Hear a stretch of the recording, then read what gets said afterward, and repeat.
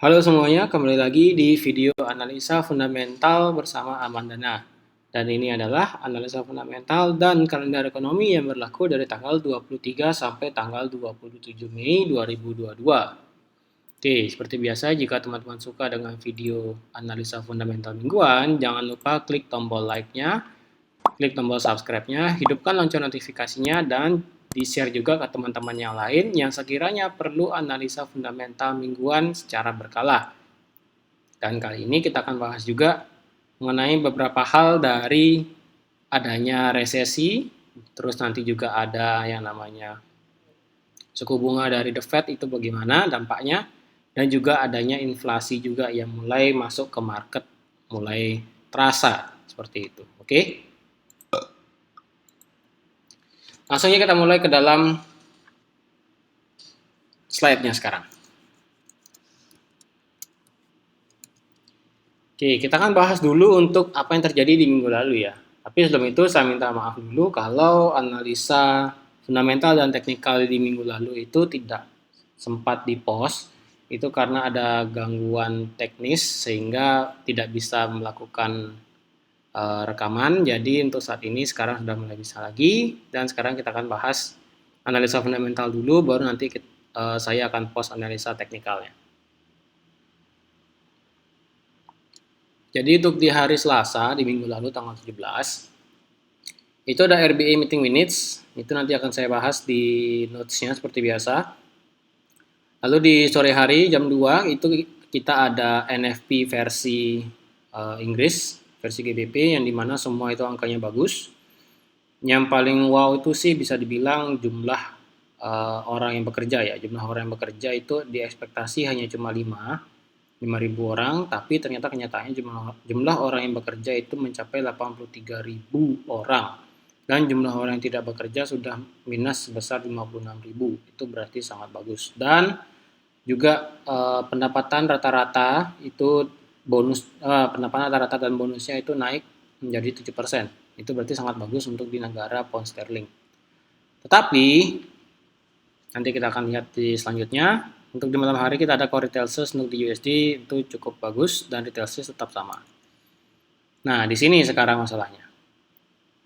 Di sini ada Fed Chair Power Speak ya di hari Rabu pagi, itu tentang inflasi, itu juga akan saya bahas di notes-nya. Lalu di pagi hari kita ada GBP di minggu lalu ya, GBP quarter 1 untuk di Jepang masih minus. Untuk di Aussie jumlah harga untuk gaji itu ternyata turun. Lalu di sini masalahnya sekarang. Untuk di CPI dari Inggris itu diperkirakan sebesar 9,1 tapi kenyataannya 9. Tapi kalau teman-teman perhatikan sebelumnya itu hanya sebesar 7,5 atau 7,6 itu saya lupa. Itu sebelumnya, dan sekarang angka inflasi ini sudah mencapai 9%, hampir mendekati 10%. Ini sangat tinggi sekali sih. Dan ini lagi satu untuk euro. Euro di sini sudah 7,4%. Jadi ada 3 negara besar yang mengalami tingkat inflasi yang tinggi, yaitu yang pertama Inggris, kedua adalah Amerika, yang ketiga adalah Eropa. Jadi ketiga negara tersebut yang merupakan negara maju dan negara besar mengalami tingkat inflasi yang cukup tinggi. Itulah mengapa kekhawatiran adanya resesi dari ketiga negara tersebut semakin lama semakin menjadi-jadi.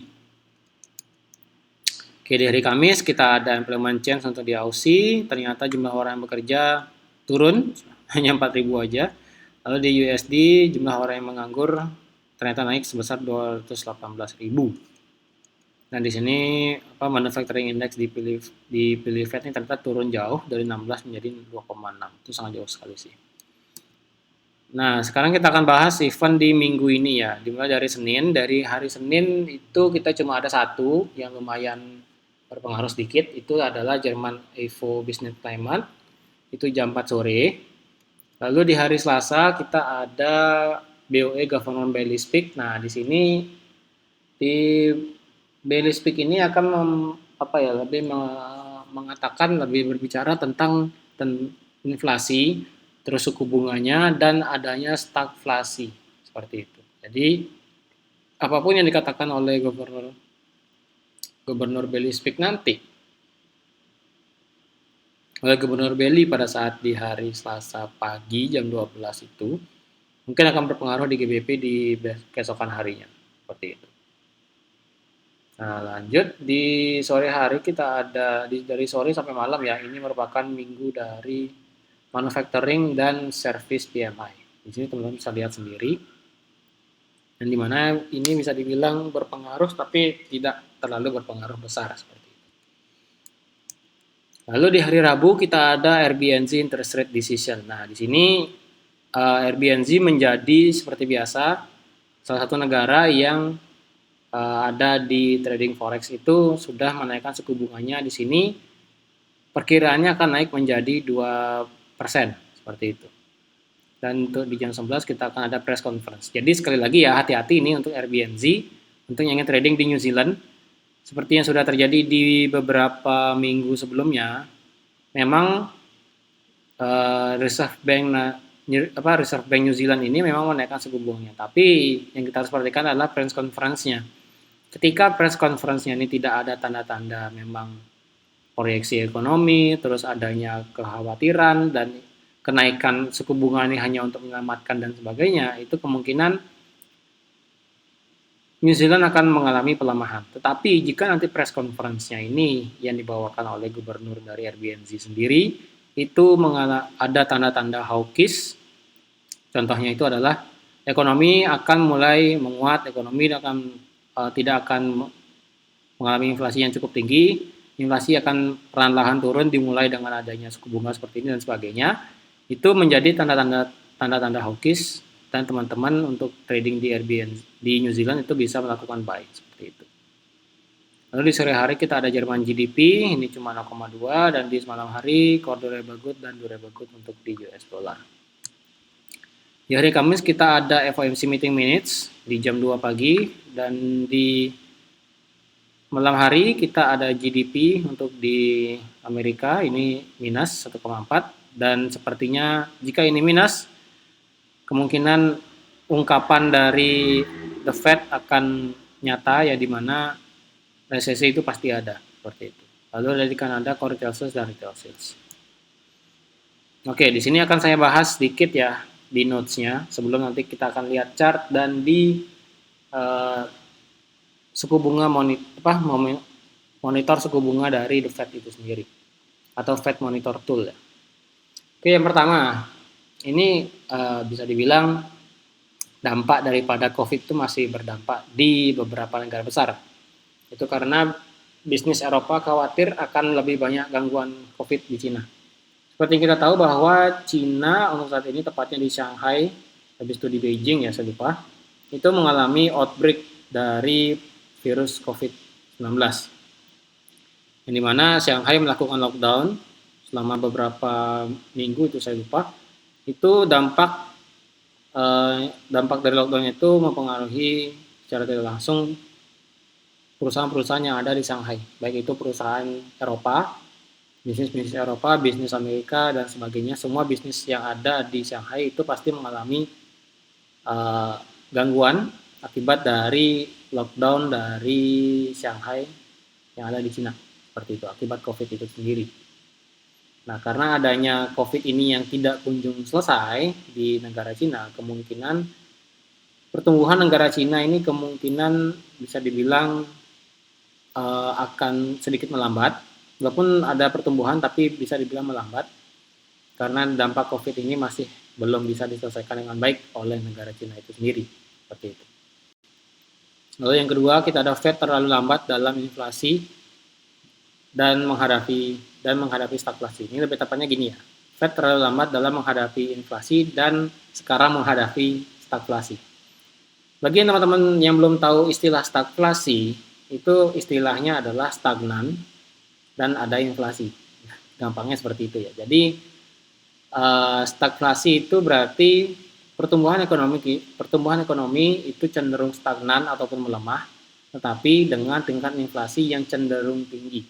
Seperti itu. Jadi ketika inflasi itu tinggi dan ketika pertumbuhan ekonomi itu lambat dan cenderung rendah, itu akan mengalami stagflasi. Dampaknya apa? Dampaknya adalah perekonomian itu akan stagnan, lebih tepatnya jalan di tempat atau bahkan mundur. Karena inflasi itu tinggi, semua harga-harga barang itu tinggi, semua harga itu tinggi, sehingga dari pertumbuhan ekonomi pasti akan melemah. Dengan seiring waktu ekonomi pasti akan melemah karena semua harga barang naik, semua kebutuhan yang ada digunakan untuk melakukan untuk menggerakkan perekonomian itu pasti akan tinggi. Ketika semua harga itu tinggi, maka otomatis perekonomian pasti akan menurun. Seperti itu. Tidak ada yang namanya kestabilan harga. Ketika sudah harga tidak stabil, yang dimana harga sudah tidak stabil, permintaan dan penawaran sudah juga tidak stabil, maka bisa dibilang tingkat ekonomi dari suatu negara tersebut pasti akan stagnan dan cenderung malah minus seperti itu. Oleh karena itu, di sini The Fed dikatakan lambat karena pada saat tingkat inflasi di Amerika itu sudah mencapai 7% ataupun 8%, itu baru yang namanya The Fed menaikkan suku bunganya. Seperti itu. Tidak seperti negara RBNZ dan BOE. Tapi walaupun BOE sudah menaikkan suku bunganya, tapi tingkat inflasinya sudah 9%, ya itu sangat besar sekali sih. Tingkat inflasi 9% itu sangat besar sekali. Ini juga karena inflasi tinggi menjadi tantangan BOE dalam sejarah. Sebenarnya kita tahu bahwa tingkat inflasi 9% itu dalam sejarah BOE itu bisa dibilang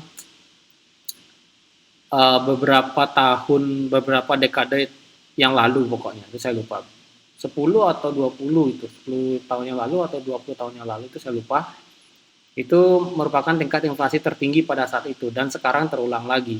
Jadi bisa dibilang BOE sekarang menghadapi tantangan yang sama dalam sejarah sebelum-sebelumnya. Seperti itu. Nah, untuk ini nomor 4 sendiri, untuk negara Eropa, ECB, di sini akan menaikkan suku bunga deposito sebesar 25 basis poin pada bulan Juli dan membuang suku bunga negatif pada akhir September. Seperti kita tahu bahwa ECB menjadi salah satu negara di Eropa di wilayah barat yang saat ini masih belum menaikkan suku bunganya dan cenderung masih nol dan suku bunganya masih negatif minus 0,1 itu saya lupa pokoknya.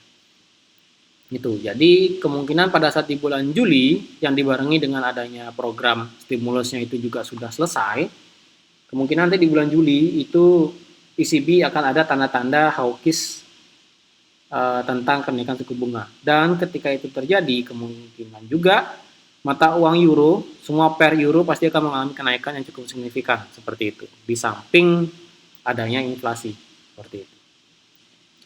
Di sini RBA mempertimbangkan 3 opsi untuk mengukur kenaikan suku bunga. Nah, di RBA Meeting Minutes itu dibahas mengenai tentang bahwa Reserve Bank Australia itu akan menaikkan suku bunganya sebanyak 3 kali dalam tahun ini yang cukup besar nominalnya dalam 1 kali rapat. Jadi jika The Fed itu menaikkan suku bunganya setiap pertemuan itu 50 basis point, kemungkinan untuk di RBA sendiri cukup besar nanti.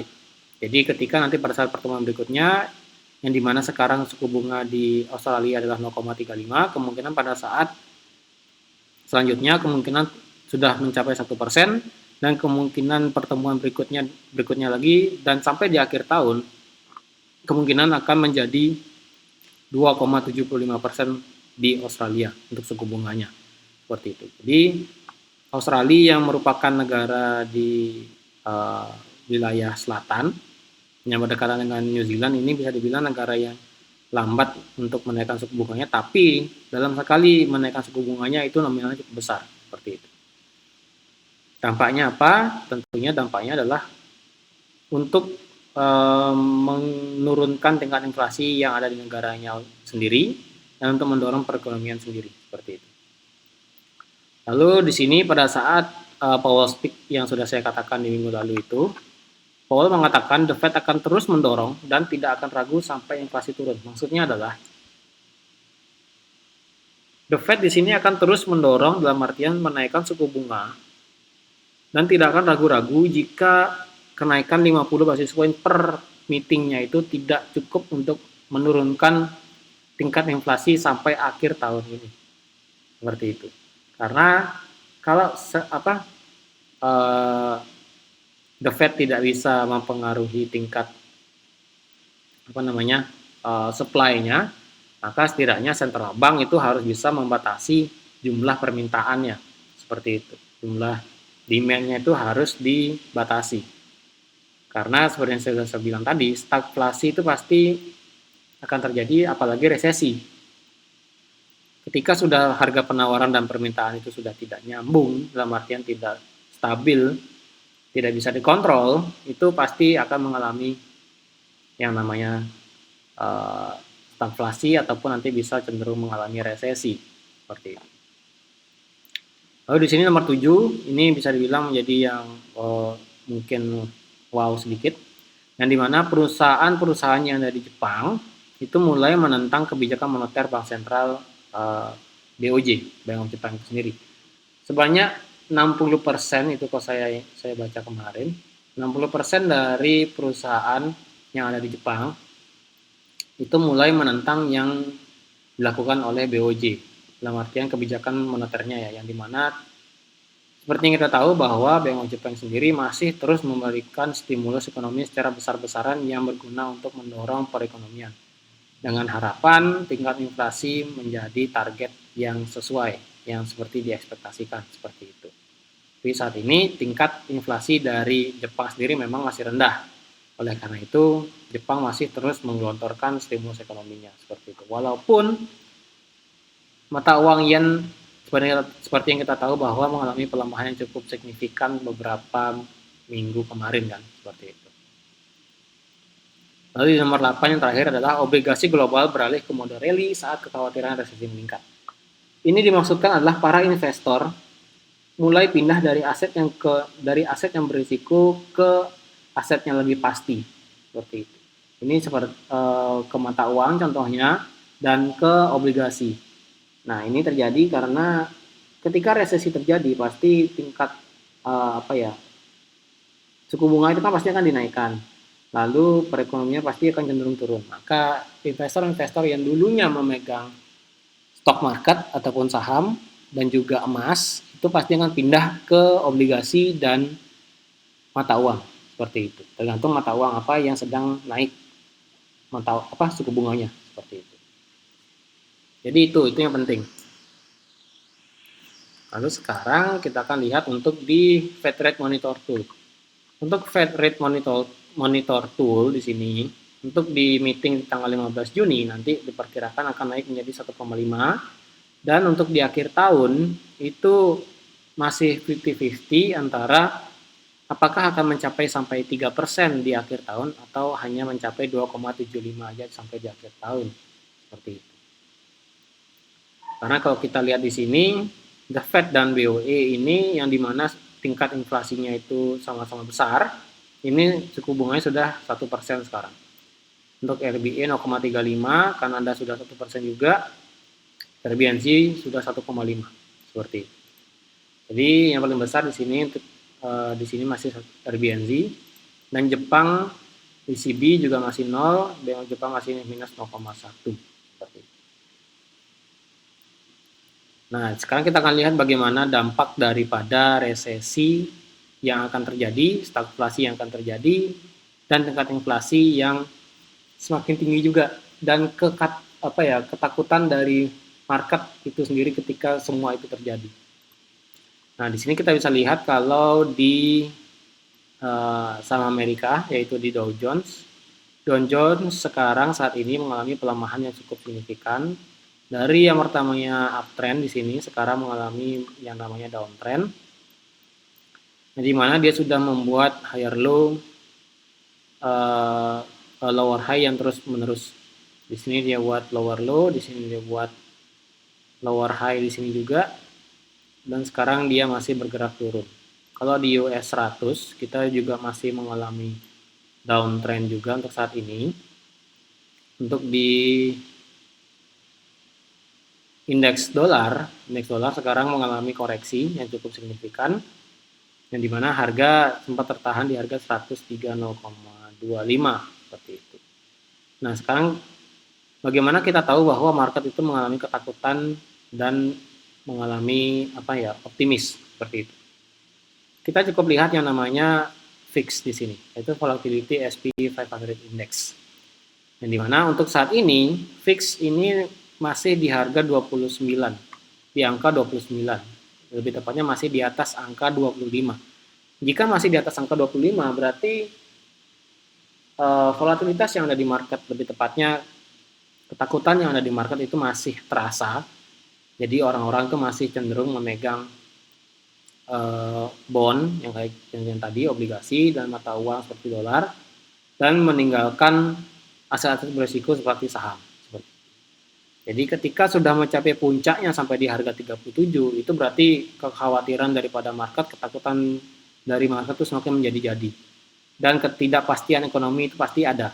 Nah, ketika itu terjadi maka VIX pasti akan naik sampai ke angka 35, 36, 37. Tapi jika perjalanan ataupun roda ekonomi secara perlahan-lahan mulai membaik dan sebagainya, VIX itu pasti akan perlahan-lahan turun. Yang dikarenakan ekonomi itu sudah pasti akan naik dan sebagainya. Ketika sudah ada kepastian di market, kepastian di ekonomi suatu negara secara global, VIX pasti akan turun dan harga-harga stok market pasti akan naik seperti itu. Tapi ketika terjadi yang namanya ketidakpastian, ketika terjadi kekhawatiran dan bahkan ketakutan akan terjadinya sesuatu yang melanda suatu perekonomian, nilai VIX pasti akan naik seperti itu. Bisa dibilang batasnya adalah di angka 25. Selama dia di atas angka 25, masih ada ketakutan di market. Dan ketika sudah drop di bawah angka 25, itu sudah mulai perlahan-lahan pulih kembali. Seperti itu. Kita ambil harga tengahnya aja ya, seperti itu. Dari 37, 16, kita ambil 25-nya aja. Gampangnya sih seperti itu. Oke, jadi teman-teman sekian aja untuk analisa fundamental dan kalender ekonomi di minggu ini, dan mungkin akan berlaku sampai di minggu depan.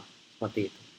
Jadi kalau teman-teman ada pertanyaan seputar analisa fundamental di minggu ini, teman-teman bisa langsung ke kolom komentar di bawah, langsung beritahu ke kita apa yang sekiranya teman-teman ingin tanyakan, nanti kita akan diskusi bareng di kolom komentar tersebut. Oke, jadi terima kasih sudah menonton video ini sampai habis, terima kasih sudah like, terima kasih sudah subscribe, terima kasih sudah share juga ke teman-teman yang lain, dan sampai jumpa di analisa fundamental minggu depan. Bye-bye.